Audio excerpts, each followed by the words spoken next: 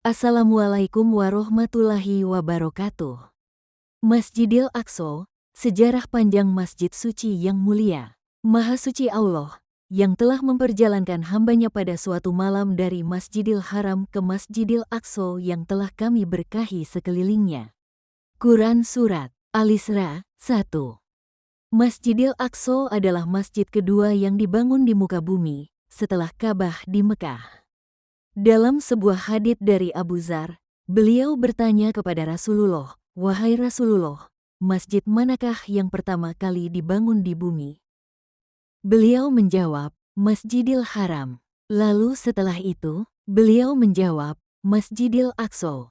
H.R. Bukhari, jarak pembangunan antara keduanya adalah 40 tahun. Artinya, Masjidil Aqsa adalah bangunan suci yang sangat tua dan penuh berkah sejak zaman para nabi. Menurut riwayat para ulama, Masjidil Aqsa pertama kali dibangun oleh Nabi Yakub alaihis salam, cucu dari Nabi Ibrahim. Kemudian diperluas dan dibangun kembali oleh Nabi Daud dan disempurnakan oleh Nabi Sulaiman. Dalam sebuah hadis, Rasulullah bersabda, ketika Nabi Sulaiman selesai membangun Baitul Maqdis, beliau berdoa meminta 3 hal, yaitu hukum yang sesuai dengan kehendak Allah, kerajaan yang tidak dimiliki oleh siapapun setelahnya, dan agar siapapun yang datang ke Masjidil Aqsa hanya untuk salat, maka pulang seperti hari ia dilahirkan. Hadis riwayat Ibnu Majah. Masjidil Aqsa bukan hanya bangunan, ia adalah pusat ibadah para nabi, tempat suci umat Bani Israel. Nabi Zakaria, Yahya, dan Nabi Isa alaihimussalam juga berdakwah di kawasan ini.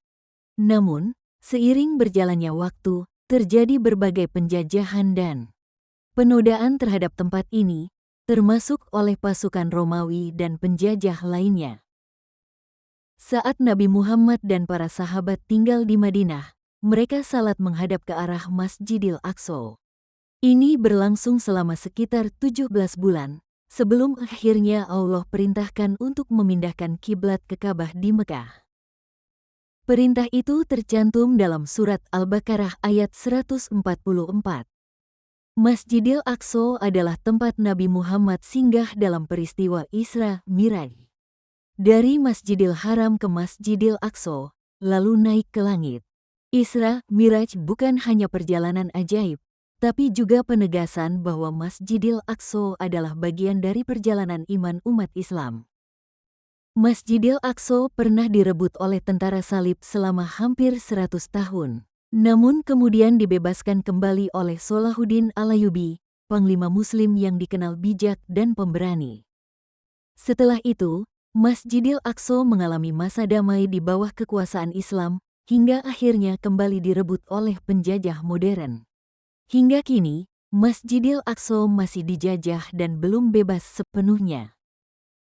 Masjidil Aqsa bukan hanya tempat suci. Ia adalah bagian dari sejarah Islam, dari jejak para nabi, dan hati umat Islam. Mari kita pelajari sejarahnya, doakan kemerdekaannya, dan mencintainya dengan tulus. Masjidil Aqsa bukan hanya tempat suci. Ia adalah bagian dari sejarah Islam, dari jejak para nabi, dan hati umat Islam. Mari kita pelajari sejarahnya, doakan kemerdekaannya, dan mencintainya dengan tulus. Karena mencintai Masjidil Aqsa adalah bagian dari mencintai agama kita. Semoga dengan mengenal sejarah Masjidil Aqsa, hati kita semakin terpaut pada tempat-tempat suci dalam Islam, dan tidak lupa mendoakan saudara-saudara kita di sana. Wassalamualaikum warahmatullahi wabarakatuh.